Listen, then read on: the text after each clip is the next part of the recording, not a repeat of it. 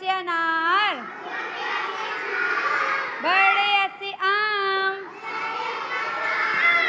छोटी ई से इमली, बड़ी ई से ईख, छोटा ऊ से उल्लू, बड़ा ऊ से ऊन, ऋ से ऋषि, ए से एड़ी, ऐ से ऐनक,